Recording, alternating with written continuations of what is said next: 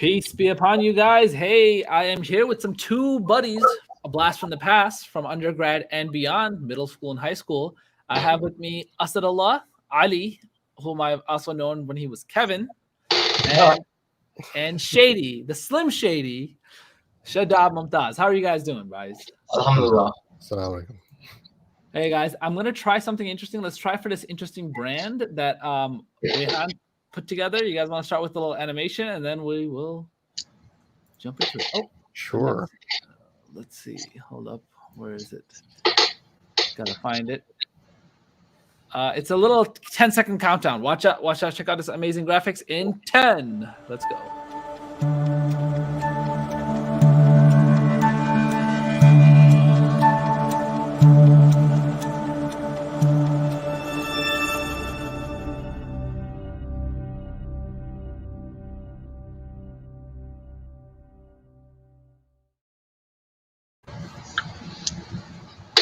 Pretty cool. I dig it. It's very nice. Oh, your audio is off. Oh, there you go. There we go. Sorry, yeah. My computer's just being slow. I got some weird issues going on with the internet. But how are you doing, Shadab? I know you just came out of a surgery. Ali, you are now in the southern United States. How's Georgia? I'll let you guys talk a little bit about what's going on new with you guys. Who do you want to answer? Who do you want to answer first? Let's go in alphabetical order. Let's start with Ali. Oh, Astagfirullah. okay. Alhamdulillah. Yeah, I'm living in the South now. So that's it. Atlanta's very boring. Did you ever? Basit was there for a bit and he moved out. Did you get a chance to ever catch up with him? I don't think so. And run into anybody else from the Benedictine University days? No, I actually haven't seen anyone from Benedictine since. Yeah, I mean, I've been traveling a bit over the U.S. Even prior to COVID, and I never got up to Chicago yet. I was supposed to go to Chicago this August, actually, for a conference, and then it got canceled when the COVID restrictions came in. So, which conference was that? It was for AMJA. I was supposed to give a talk at AMJA. So. Oh yeah, American Muslim medical thing. No, right? Yeah. No, the jurist, American Muslim Jurist Association. So yeah, like it was basically just supposed to give a talk on like how to deal with atheism and things like this for the youth, and then it just got canceled. So I wrote a paper and everything, but I haven't seen anyone in Chicago since moving back. Actually, it's been very unfortunate, and I'm hoping to when all of this passes. So. Oh, I thought it would pass kind of soon, but no, it's taking a little bit longer than we thought. Operation Warp Speed. Oh, yeah, Godspeed. How about you, Shadab, man? What's going on with you? Nothing, man. Just transitioning with the COVID New World Order, and I did get out of surgery recently. Alhamdulillah, I'm doing pretty well, and it's pretty much what's going on right now. By the way, Shadab, if people don't know, you used to be the owner and the starter person for Wing Bros. Now that that's closed, can you tell us a little bit about what's going on? Sure. So I have another company called Pitch Blue Enterprises where we provide like lead generation to a lot of different companies. And I was recently hired as the vice president for a healthcare company called Counseling Speaks, where they provide mental health services. Aside from a lot of different services in the health field, and I've been trying to just get on board with that. Mm-hmm. Hey, Ali, one of your buddies just came on. Can I introduce him? Do we know who he is even? I don't know who this is, what this is either. So feel free to unmute yourself and talk if you'd like. So, by the way, Shadab, what does it say on your shirt? So, I don't know, I was at the mall recently, and it's Yasser, you would know actually what this says probably more likely with your anime background. I don't know what that is, man. It looks like some. I have no idea. Ninja. I don't know. It's something. Yeah, it's something going on with that, but that's all I know so far. Hello. I like your gaming chair. Yeah, it's dope. It does its thing. Nice. Oh, we got Ark on here too. Ali, do you know who Ark is?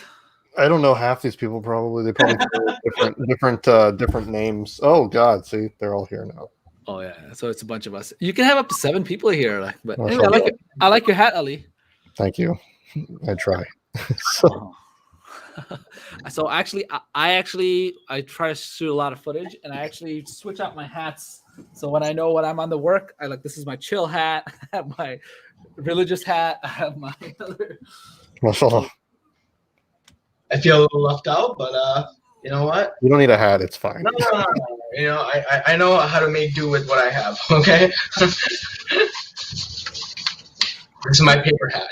Okay. / non-working hat. Mashallah. Oh, I like this hat. Makes me look. It's so comfortable, man. Like wearing hats is so much more comfortable. I mean, why did we stop wearing hats, man? I think just. I don't know, Sheikh Aki. Please tell us. You know, I think we haven't stopped wearing hats. We just started wearing like the youths. I call them the youths now because we're not youths anymore. So they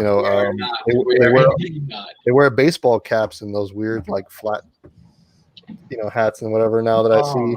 But like, yeah, like I go around with this. I actually wear. You're rocking it, Ali, really well, man. You really are. Well, but like I got people telling me like they're confused because it's like because I guess it went out of style. Nah, you bringing it back. I appreciate that. What's the name of the hat? A fedora? Well, this is a fedora, but I usually wear Triblies, and they're like shorter versions. I feel like you're missing a feather, but you know what? When I'm home, I say, feathers. I just like wearing it. Yeah, like actually, I wore it as a joke one day, and then people were like, "Yeah, it looks nice." So I said, "Okay, I'll start wearing it." And that was it. But yeah, I can't. I don't understand why people don't like some of this older men's clothing. Honestly, like I really wish we'd go back to kind of like wearing suits, like back in the day.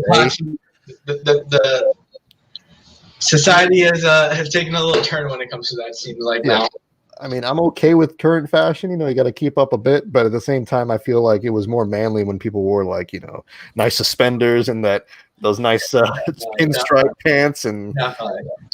I actually miss dressing in. I like dressing in layers, and like even like the hats. I like, man. I just wish we went back to a time where we all like. I feel weird going outside just in a t-shirt and jeans. I have to have something with collars or like. I like wearing like I like spring and fall because you can put on a light jacket, but Okay. How have you been dealing with COVID, man? Ali, have you been staying at home? Mostly, I mean, just yeah, I mean, here in Georgia, it's really not crippling us too much. I mean, we're in the South, right? It's not really, more people in the South are a little bit more laid back about these sort of things, obviously. So it hasn't really affected us too much. But yeah, I mean, I don't personally feel like it's really hurt my life because I'm not really somebody who likes to go out anyway. So. I like to stay away from crowded areas as much as I can, regardless. But I'm thinking it probably hurts you guys in Chicago a bit, right? Yeah, sir. Is it light outside in those windows? Is that what's going on? I'm messing around with the green screen. Hold up. Okay, because I'm like, yeah, you're like glitching in and out. Yeah, I mean, it is what it is. But no, that's just the background from my my parents' crib, and this looks very real. I was like, I seem to be in a different part of Chicago than you. No, it is dark out now, but I actually miss even wintertime, man. Like it's strange now that like in one wudu I can do Dhuhr, Asr, and Maghrib. It's something. But alhamdulillah. I wish my stomach was on that same page, but. Man, it's just been a crazy world now since all of this went down. And yeah, I guess we're all just trying to get adjusted to it. But I'm hoping 2021 will kind of get us back to normal.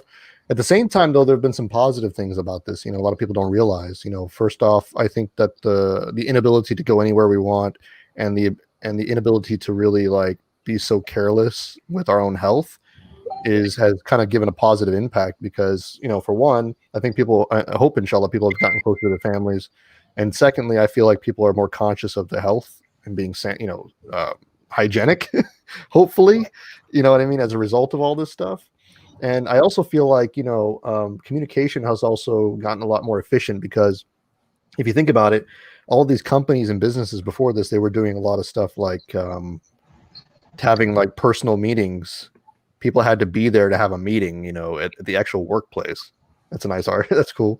And I feel like that, you know, and I think a lot of companies also realized they didn't need a lot of the personal service that they had before, you know, in-person service. So I think it's also saved a lot of people money, and it's also saved a lot of people time and made things a little bit more efficient as well. So in a way, it's also brought in some positive benefits. I concur, dude. Like I think we're not even built for like the 21st century. We built the world, like, you know, in here in the Chicagoland area, people from the suburbs drive half hour, 45 minutes to downtown to work in skyscrapers, and they could have literally just worked from home the entire time. Like, Yeah. I mean, the reason that we built things the way we did, you know, was for what reason? I don't get it. Like, you know, it's like all the Sears Tower was built for all of the company Sears to be under one roof. Yeah. You know, we built this infrastructure before, you know, we had high-speed internet and things like that. So yeah, and it seems like the technology is now allowed to catch up with we're allowed to now catch up with the technology as a result of the pandemic, which is interesting, you know, because like you said, like there's no reason to be like, for example, like if you work for a software company or you work for a gaming company, like why do you need to be in an office? yeah. I mean, even in the services that like my company is kind of providing, like, you know, a lot of telehealth and virtualizations kind of kicked in counseling and therapy also, you know, which at the end of the day, I mean, so far it doesn't seem to have too much of a difference in the outcome of a lot of people. You know, people feel a little bit more comfortable being at home too when opening up to therapists and counselors. So it's definitely, you know, the transitioning has definitely opened up a lot of people to be like, you know, why has the world been kind of operating in this way? And definitely when it comes to the benefits of kind of how we, especially our own souls, and how we're kind of able to kind of evaluate a little bit more of where our independence really comes from, and kind of going back to relying on Allah on I think a deeper level when it comes to realizing how alone we really are in this world at the end of the day, and how in any second our, you know, like our family relations and our close friends and long-term relations, how they have had an impact, and also the importance of them. Because at these times, obviously, you kind of are tested to know really who's got your back a little bit more, because, you know, people are losing jobs, people are going through a lot of different transitions, and especially children too. You know, I was at a funeral a week ago, and something that kind of stuck out to me was I saw a 1-year-old with a mask on, and I was like, you know, I don't know. I haven't seen such a young child with a mask on. Mashallah, child looked very cute, but it was like, I was like, wait, what? You know, that took me a little bit of a second to kind of catch up on. Even though we've kind of normalized now wearing masks and stuff like that, you know, it's not like when it first hit where it was like, what's going on, you know. But now it's kind of a natural instinct to leave our houses with that. But definitely, I do find it a lot more, you know, more intimate relationship with myself on understanding a little bit on the reality, I guess, of who I am. Yeah. Alhamdulillah.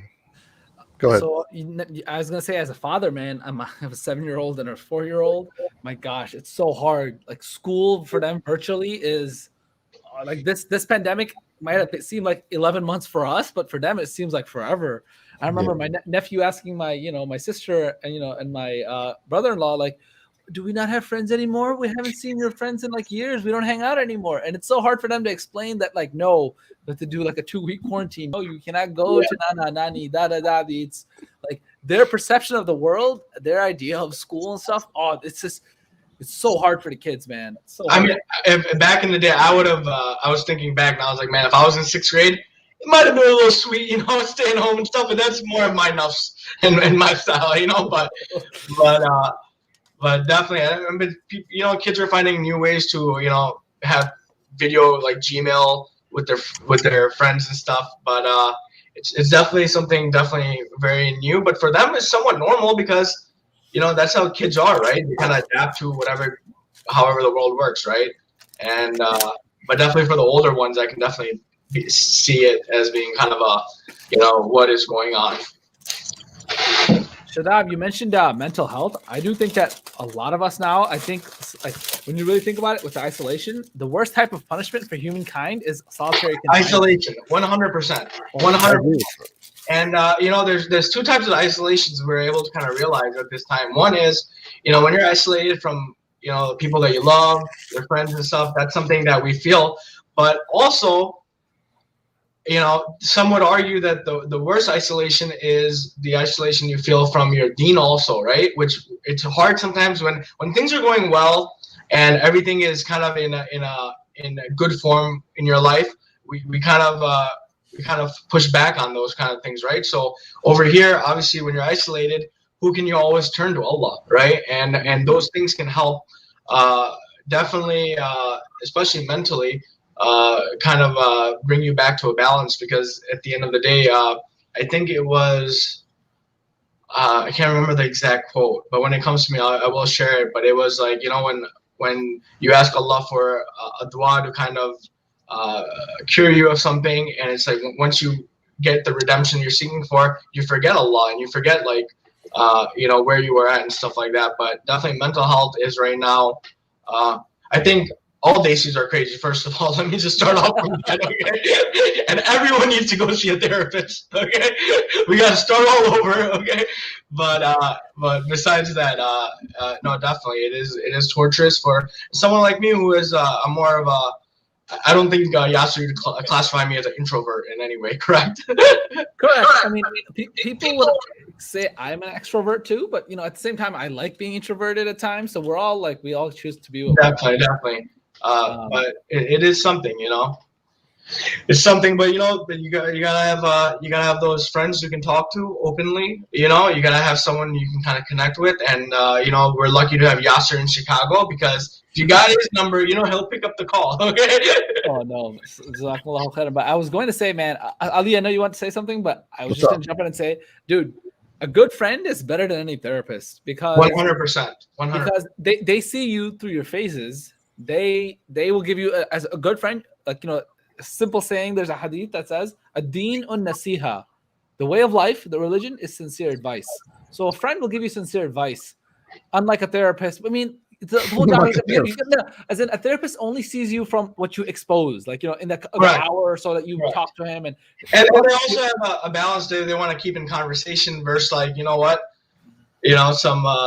they have their own protocols that they have to kind of keep in measures too, right? So you're not getting that genuine, Yasser calling me at 3 a.m, like, stop, wake up for Fajr, okay? I don't care. That's going to solve everything, okay?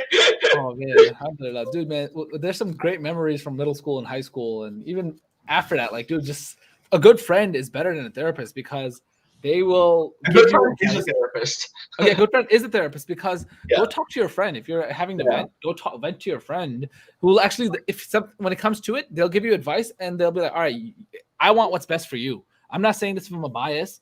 You as a therapist just helps you see things that are true anyway. We have Habibi Ibn Aql saying so true. I don't know what this is, so that's a good friend will be there for you always. Oh, definitely. I mean, this stuff is important. Like gaming. This is my best therapy. Oh yeah, alhamdulillah, dude. Let me just get my switch too. Look, we all have our own things going on. No, not that. These are for my surgery, okay? I'm not some sick. Oh man, subhanallah. But yeah, hey Ali, what I was telling you about right now is like a capture card. This is what a capture card is. I gotta get that. And you just connect it HDMI out, and this is what you need.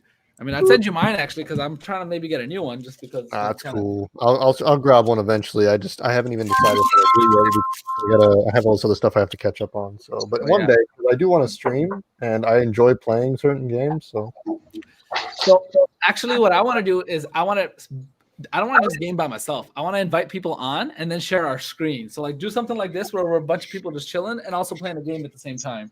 What game do you want to play? I want to play Breath of the Wild or anything like that, just from the beginning, where every time I play a game now, I want to. It's a one-player game. But that's the point. You could just if I'm my wife actually just recently played Legend of Zelda, Link's a Link to the Past or something like that. Link's Awakening. No, Link's Awakening. Link's Awakening. That's older. Yeah, it's a Game Boy game remake, and it's just like Amazing, yeah. But like, I'd rather do that. Like, I know Age of Calamity is co-op, so I'm gonna play with my son. So I'm gonna play like, oh, dude, is that your Switch? Yeah. Oh, well, I mean, you've been doing it right since 2001, man. You've been doing it right. Shadab, do you ever play games?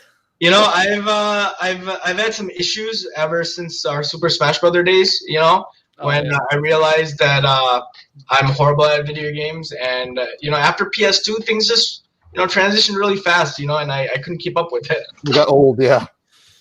Oh yeah. Dude, no, I understand completely. Like, I completely dropped off the gaming thing until like recently, and then I finally thought the Switch actually gave me the opportunity to game again because of its like portable nature. And like, but yeah, before this, like, I didn't think about anything about PlayStation. Or... Like, I want to get an Xbox. I just don't know where to start now, and it's like everything's online now. It's too much. It's too much. You know, and you got these fifth graders who are gonna kick your butt at it too. You know, and it's like it takes a toll on a person. You know, and I don't want to get into it. I know this isn't our therapy session right now, but Yasser, we'll talk about it later. No, I'm kidding. No, actually, subhanAllah, dude, if you're gonna get back, I would say your brother, for example, Faizan too. Like, I would say, stick with Nintendo. That way, it's like kid friendly, and it's actually still fun.